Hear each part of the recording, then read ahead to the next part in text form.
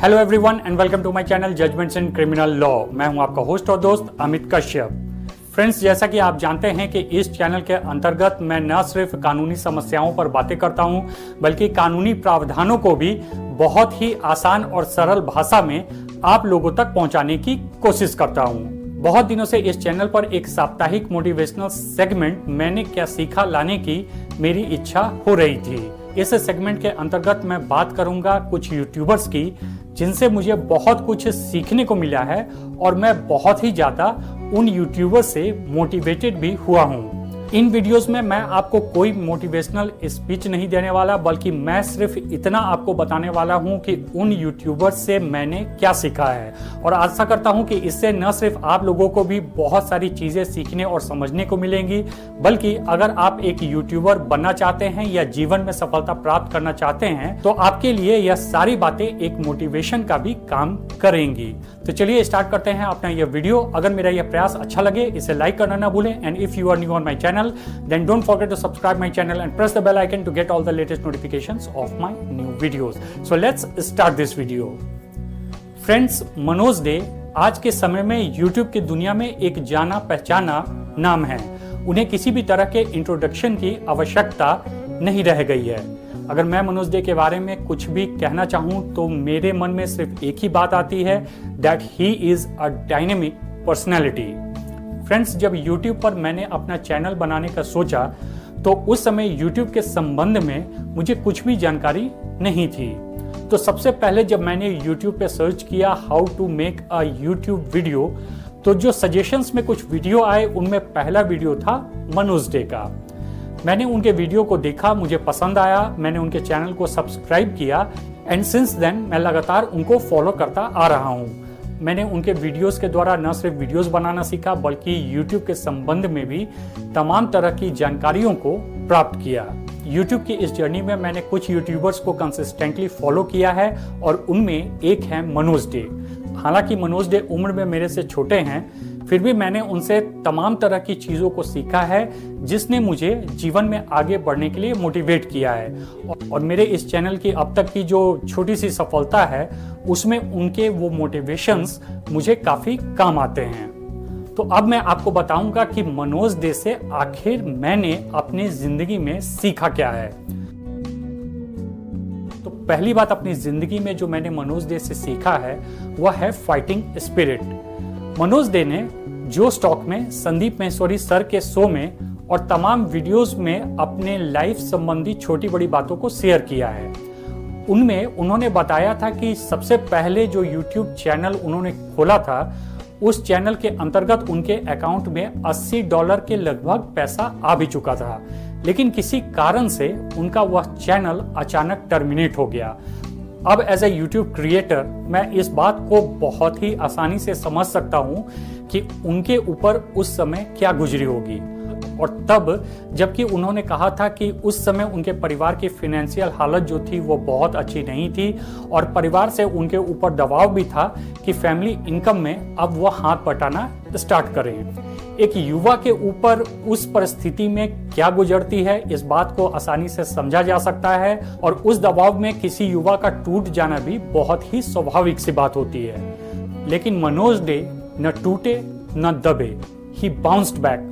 वो दोबारा आए और उन्होंने अपना एग्जिस्टिंग मनोज डे चैनल बनाया and the rest is history. Manoj day ने न सिर्फ दोबारा चैनल बनाया बल्कि पहले से ज्यादा मेहनत की और इसी का नतीजा रहा कि आज उनका चैनल जो है वह सफलता के परचम लहरा रहा है। तो फ्रेंड्स, हम सब के जीवन में ऐसी परिस्थिति कभी ना कभी आती ही है जब हम बहुत मेहनत करते हैं लेकिन फिर भी जो डिजायर्ड रिजल्ट होता है वह हमें नहीं मिलता है और इस परिस्थिति में हम बहुत ही आसानी के साथ टूट जाते हैं। मनोज डे की जीवनी हमें सीख देती है कि अगर किसी कारणवश कोई कार्य में हम फेल भी हो गए हैं तो इसका मतलब यह नहीं है कि हमें हार कर रुक जाना है या थक कर टूट जाना है, बल्कि हमें दोबारा उठना है और फिर से फाइट करना है। और यही फाइटिंग स्पिरिट अगर आप अपने में बना कर रखेंगे तो न सिर्फ आप दोबारा खड़े हो सकते हैं बल्कि सफलता के नित्य नए परचम फहरा सकते हैं। तो पहली बात मैंने जो मनोज डे से सीखी है कि अगर आपको असफलता भी हाथ लगे फिर भी आप अपना फाइटिंग स्पिरिट बनाकर रखें तो निश्चित रूप से सफलता आपके कदम चूमेगी। दूसरी बात जो मैंने मनोज डे से सीखी है वह यह है कि समय समय पर आप अपने आप को टेक्नोलॉजी वाइज अपग्रेड करते रहो। अगर आपने मनोज डे के शुरुआती दौर के वीडियोस को देखा होगा और आज के वीडियोस को अगर आप देख रहे होंगे तो दोनों में टेक्नोलॉजी वाइज जमीन आसमान का अंतर है। एंड सिंस मैं उनको बहुत लंबे समय से फॉलो कर रहा हूं तो मैंने एक बात जो नोट की है वह यह है कि वह समय समय पर और बहुत ही कंसिस्टेंटली टेक्नोलॉजी वाइज अपने आप को अपग्रेड करते जा रहे हैं। तो फ्रेंड्स, आज की दुनिया में लगभग हर दिन टेक्नोलॉजी जो है वह अपग्रेड हो रही है, इसलिए अगर हमें आज के समय में compete करना है तो यह बहुत जरूरी है कि टेक्नोलॉजी वाइज न सिर्फ हम साउंड रहें बल्कि समय समय पर और कंसिस्टेंटली उसको अपग्रेड भी करते रहें। क्योंकि अगर आप टेक्नोलॉजी वाइज समय समय पर अपने आप को अपग्रेड नहीं करोगे तो फिर एक निश्चित समय के बाद आपकी सफलता जो है वह स्टैग्नेंट हो जाएगी और कुछ दिनों के बाद आपका ग्राफ जो है वह नीचे की ओर जाने लगेगा।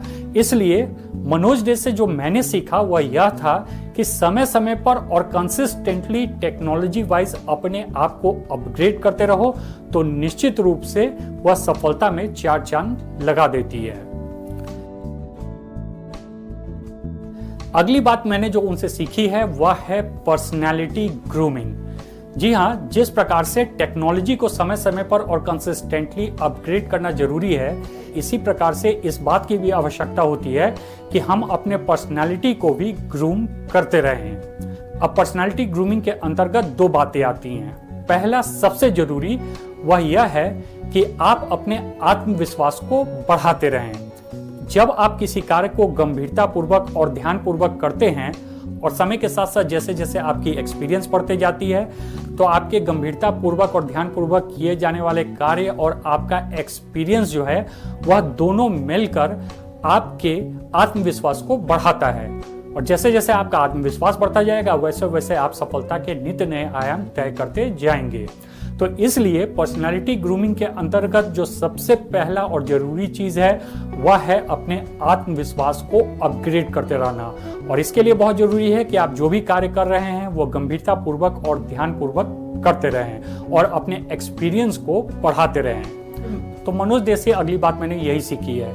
मनोज डे के शुरुआती वीडियो और आज के वीडियो में अंतर आपको स्पष्ट रूप से दिख जाएगा। आज उनका आत्मविश्वास कहीं ज्यादा बढ़ा हुआ है और इसका कारण यही है कि उन्होंने अपने कार्य को बहुत ही ध्यानपूर्वक और गंभीरता पूर्वक किया है, जिसका परिणाम है कि आज वो बहुत ही बोल्डली और कॉन्फिडेंटली कैमरे को फेस कर पाते हैं और अपनी बातों को हमारे सामने रख पाते हैं। इसलिए पर्सनालिटी ग्रूमिंग के अंतर्गत जो पहला सबसे इंपॉर्टेंट बात होती है वह होती है आत्मविश्वास, जिसे समय समय पर आपको अपग्रेड करते रहने की आवश्यकता है। पर्सनालिटी ग्रूमिंग के अंतर्गत अगली बात आती है आपका बॉडी लैंग्वेज और आपका आउटलुक। मनोज डे से यह भी एक सीखने वाली बात है। देखिए, जब भी आप किसी के सामने जाते हैं या फिर किसी मंच पर जाते हैं तो डेफिनेटली वहां पर आपका जो टैलेंट है वही काम आता है, नो डाउट अबाउट दैट। लेकिन यह भी एक सच्चाई है कि जब आप किसी के सामने जाते हैं या मंच पर जाते हैं या कैमरे के सामने आते हैं तो टैलेंट दिखाने का मौका तो बाद में मिलता है। सबसे पहला जो चीज ऑडियंस को प्रभावित करती है वह है आपका बॉडी लैंग्वेज और आपका आउटलुक।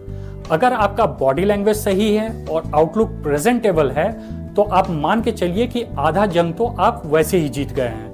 इसके बाद जब आप अपने टैलेंट को वहां पर रखेंगे तो डेफिनेटली आपका बॉडी लैंग्वेज, आपका आउटलुक और आपके टैलेंट का जो मिक्सचर होगा वह कहीं ज्यादा प्रभाव जो है वह आपके ऑडियंस पर छोड़ेगा।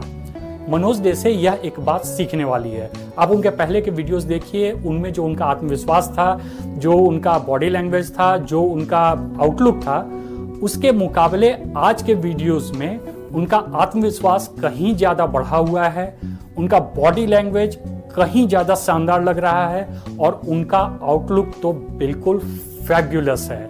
ही जस्ट लुक डायनेमिक। उन्होंने अपने आप को इतनी अच्छी तरीके से प्रेजेंटेबल बनाया है, अपनी पर्सनैलिटी को इतनी अच्छी तरीके से ग्रूम किया है, वह हम सब के लिए एक प्रेरणा होनी चाहिए और हम सबको उनसे यह सीखना चाहिए कि how to develop and how to groom your personality. तो यह एक बहुत इंपॉर्टेंट बात है जो हम मनोज डे से सीख सकते हैं। मनोज डे से जो अगली सीखने वाली बात है वह है कंसिस्टेंसी। जी हाँ, आपको किसी भी कार्य में अगर सफलता प्राप्त करनी है तो उसका एक बहुत ही इंपॉर्टेंट मंत्र होता है कंसिस्टेंसी। आपको कंसिस्टेंटली वह कार्य करना पड़ेगा। अगर आप अपने कार्य में कंसिस्टेंट नहीं है तो फिर कहना मुश्किल है कि आप अपने कार्य में किस हद तक सफल हो पाएंगे। मनोज डे इतने सालों से वीडियो बना रहे हैं, लेकिन बिना थके, बिना गैप किए कंसिस्टेंटली उनके वीडियोस जो हैं वह उनके चैनल पर अपलोड होती रहती है। और उनकी जो यह शानदार सफलता है उनमें बहुत सारे कारणों में एक कारण कंसिस्टेंसी भी है। कंसिस्टेंसी का मतलब यह नहीं होता है कि आप हर दिन वीडियो डालें। यह आप पर निर्भर करता है कि आपका चैनल का नीश क्या है, सेगमेंट क्या है, आपको कितना समय मिल पा रहा है और आप कितना वीडियो बना पा रहे हैं। हो सकता है कि आप सिर्फ सप्ताह में एक वीडियो ही डाल पाएं, कोई दिक्कत नहीं है, लेकिन उसमें आपको कंसिस्टेंट होने की आवश्यकता है। वीडियोस चाहे आप हर दिन डालें, एक दिन बीच करके एक डालें या फिर साप्ताहिक डालें, इससे कोई फर्क नहीं पड़ता है। इसी प्रकार दुनिया में आप कोई भी कार्य करें, अगर आप उसमें सफलता चाहते हैं तो आपको निश्चित रूप से कंसिस्टेंट होना पड़ेगा। अगर आप कंसिस्टेंट नहीं होंगे तो फिर सफलता की गारंटी देना बहुत ही मुश्किल है। तो मनोज डे से जो मैंने सीखा है वह यह है कि आप जो भी कार्य करो उसमें बिल्कुल कंसिस्टेंट रहो। Last but not the least जो मनोज डे से मैंने सीखा है वह यह है कि how to take the criticism positively. मैंने बहुत सारे ऐसे वीडियोस देखे हैं जो मनोज डे पर बनाया गया है और उनका थंबनेल जो होता है वो बहुत ही निगेटिव इम्पैक्ट का होता है। उन थंबनेल्स में लिख दिया जाता है घमंडी मनोज डे एसेट्रा एसेट्रा। हालांकि अगर आप पूरा वीडियो देखोगे तो मनोज डे को कहीं क्रिटिसाइज नहीं किया गया है, लेकिन थंबनेल वो इस तरह का बनाते हैं कि एक निगेटिव इम्पैक्ट डाले और इससे उन्हें व्यूअरशिप मिले। अपने वीडियोस में भी कुछ लोग मनोज डे को क्रिटिसाइज कर देते हैं। सबसे अच्छी बात जो मुझे उस बंदे की लगती है वह यह कि वह इस तरह के निगेटिव वीडियो और क्रिटिसिज्म का समुचित जवाब अपने वीडियो के थ्रू देता है। लेकिन जवाब देते वक्त ना ही कभी वह अपना टेम्पर लूज करते हैं, ना ही अभद्र भाषा का इस्तेमाल करते हैं और न ही किसी भी प्रकार की कोई अनर्गल बात करते हैं। क्रिटिसिज्म करने वालों को भी बहुत ही संयमित और मर्यादित भाषा में अपना जवाब देते हैं। यह एक बात मनोज डे से सीखने लायक है, खास करके आज के सोशल मीडिया के जमाने में। सोशल मीडिया पर क्रिटिसिज्म एक बहुत ही आम बात है। यहाँ पर 4 लोग आएंगे, आपको 4 बातें सुनाएंगे और चले जाएंगे। सबसे मजेदार बात यह है कि आपके सब्जेक्ट से रिलेटेड जो लोग कुछ नहीं भी जानते होंगे वह भी आपको क्रिटिसाइज करके निकल लेंगे। और हमें एज ए क्रिएटर इस बात की आदत होनी चाहिए कि हम उस क्रिटिसिज्म को किस प्रकार से पॉजिटिवली एक्सेप्ट करें और किसी भी प्रकार का अनर्गल रिएक्शन न दें। मनोज डे से यह बात आप बहुत अच्छी तरीके से समझ सकते हैं। आपके जीवन में भी ऐसे तमाम लोग मिल जाएंगे जो बात बात पर आपको क्रिटिसाइज करते होंगे और आपको डिस्ट्रैक्ट करने की कोशिश करते होंगे। तो समझने वाली बात यहाँ पर यह है कि इन क्रिटिसिज्म को पॉजिटिवली एक्सेप्ट करना हमें आना चाहिए और किसी भी प्रकार से इस बात को हमें अलाउ नहीं करना चाहिए कि यह क्रिटिसिज्म जो है वह हमें किसी भी प्रकार से डिस्ट्रैक्ट कर सकें। और मनोज डे से यह बात सीखने लायक है। तो यह चंद बातें जो हैं वह मैंने मनोज डे के जीवन से सीखा है। आशा है तमाम व्यूअर्स जो मेरे इस वीडियो को देख रहे होंगे वह भी मेरे इन बातों से सहमत होंगे। और यह भी आशा करता हूं कि मनोज डे इसी तरह से हार्ड वर्क करते रहेंगे, ग्रो करते रहेंगे और हम तमाम यूट्यूबर्स को मोटिवेट करते रहेंगे। Thanks for watching.